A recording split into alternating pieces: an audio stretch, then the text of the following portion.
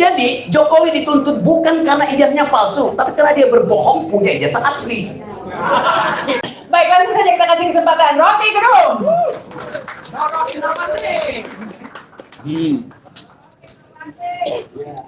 No respond, no omon-omon. No respond, no kemon itu. Jadi dia bilang tadi saya akan berpikir ulang.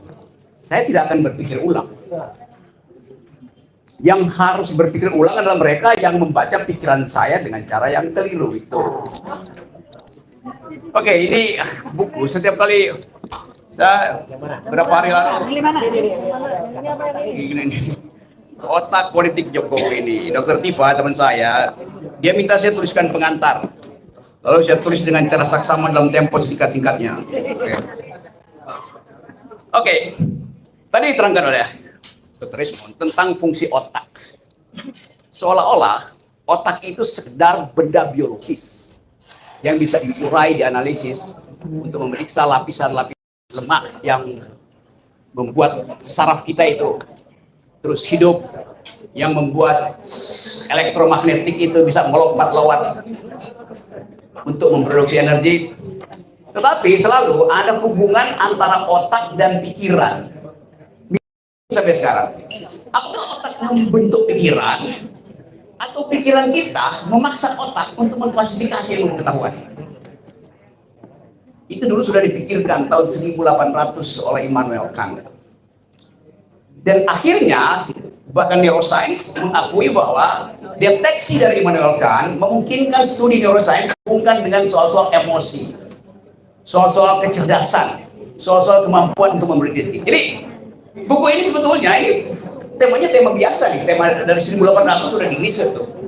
Hubungan antara otak dan emosi, hubungan antara otak dan protes politik. Kalau kita bilang ada orang oposisi, itu artinya otaknya memang ada fungsi dalam otaknya yang dihasilkan oleh kemampuan untuk reasoning. Itu dasarnya tuh. Kalau Anda baca riset tentang otak, ada dokter Spanyol namanya Damasio, Antonio Damasio. Dia bahkan mencoba membaca Immanuel Kant untuk mengetahui kenapa filsuf Immanuel Kant itu begitu cerdas. Padahal Immanuel Kant sendiri mengatakan, otak saya itu, kata Immanuel Kant, bisa membaca otak saya. Coba Anda bayangkan, jadi problem itu dari awal sudah diriset tuh. Kenapa pada waktu itu belum ada teknologi untuk menginterpretasikan jumlah energi yang dipublish oleh otak kita tuh. Anda bayangkan misalnya, kita sekarang lagi fasting, lagi puasa itu. Apakah otak kita berhenti bekerja kalau kita lagi puasa? Secara biologis harusnya berhenti bekerja. Kenapa? Kalau kita puasa, tidak ada glukosa yang masuk ke tubuh kita. Dong, benar? Nggak ada glukosa, otak tidak bisa hidup tanpa energi glukosa. Puasa nggak Rocky Gerung? Udah 30 tahun saya puasa. Kirain bayar fidyah. Jangan lanjutkan pertanyaan yang berbahaya.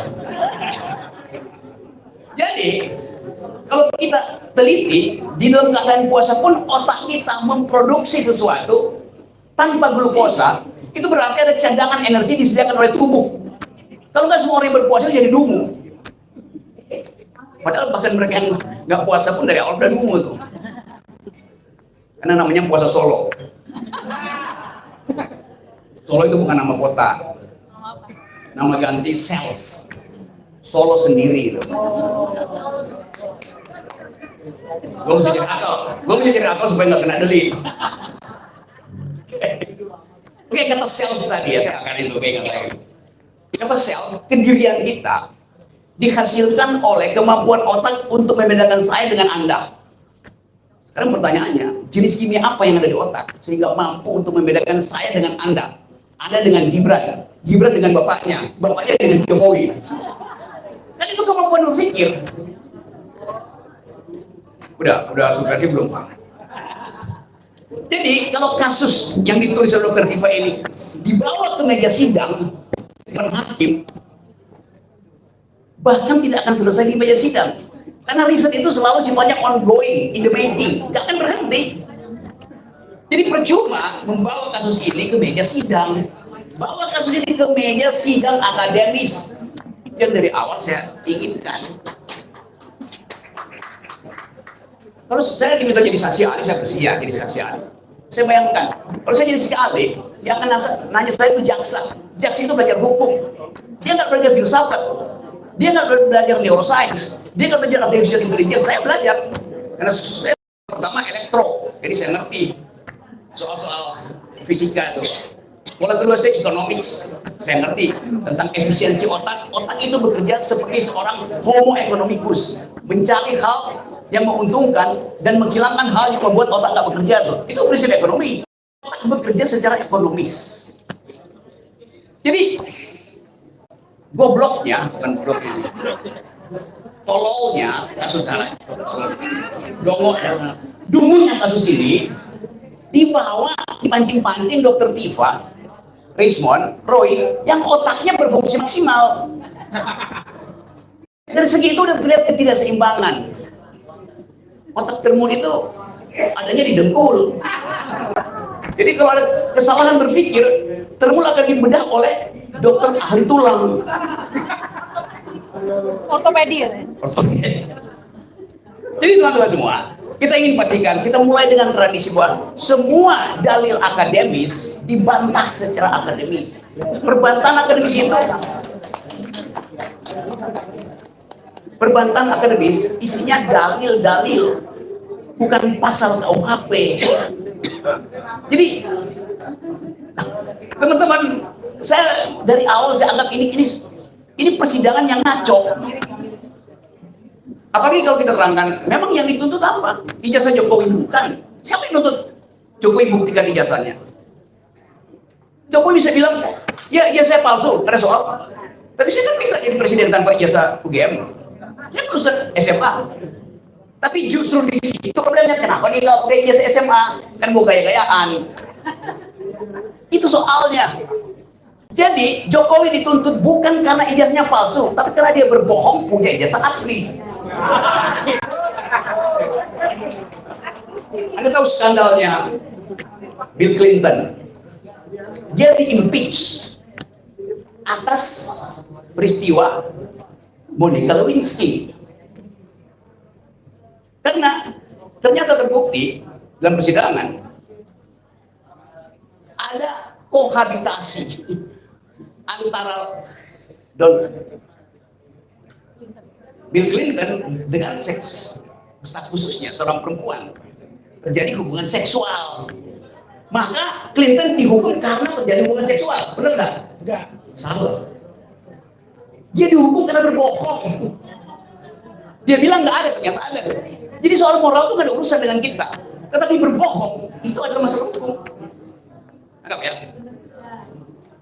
Anda mau selingkuh, Anda mau bikin amoral, urusan pribadi Anda. Tapi kalau Anda sebagai pejabat publik ditanya dan Anda berbohong, Anda dihukum karena berbohong sebagai pejabat publik, bukan karena ijazahmu palsu. Dapat ya poinnya? Oke. Jadi sekarang kita biasakan untuk detailnya. Gimana masalahnya?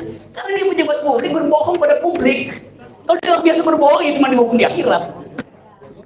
Tapi karena ini beliau adalah pejabat publik, maka adalah kehendak publik untuk menghukum dia demi kemasukakalan seorang pejabat. Jadi sekali lagi clear bahwa nggak ada delik di situ, delik menghina pejabat, delik nggak ada. Yang satu-satunya ada di situ adalah delik kecerdasan dari Tifa, Rismond, dan Roy. Nah, sekarang masalahnya kalau orang cerdas, memang itu pidana. Justru yang harus dipidana yang gitu. Dipidana oleh siapa? Dipidana oleh Allah Subhanahu wa Ta'ala di akhirat. Kenapa? Manusia diperintahkan untuk berpikir, apalagi pejabat publik harus hidup dalam kejujuran, amar ma'ruf nahi mungkar. Tugasnya siapa? Rakyat harus amar ma'ruf nahi mungkar. Yang mampu untuk melakukan kemungkaran adalah pejabat, maka dia yang akan didatangi amar ma'ruf nahi mungkarnya. Jadi simple logics yang tidak dibiasakan didebatkan di talk show oleh Termun. Termun nggak mampu berdebat di talk show. Akibatnya apa? Pak Jokowi tersiksa secara psikologi karena dia agen-agen dia itu dungu. Saya kasihan Pak Jokowi. Kirim si ini, kirim si itu, dihajar oleh Rismond, dihajar oleh Tifa, dihajar oleh Roy. Itu doang argumennya, muter. Jadi kita ingin selamatkan Jokowi supaya dia kesakitannya itu tidak berlebih. Dan penyebab kesakitan Jokowi Tifa, Roy, atau Rismond, tapi Termun sendiri itu. Kalau Termulnya pinter, kasus ini sudah selesai dan 2 tahun lalu. Tapi Termul juga berpikir, jangan jadi pinter, biarin jadi dungu, supaya amplop Jokowi jalan terus. Kan jahat kan? Jadi Termul itu jahat in optima forma. Buku ini jujur in optima forma. Terima kasih.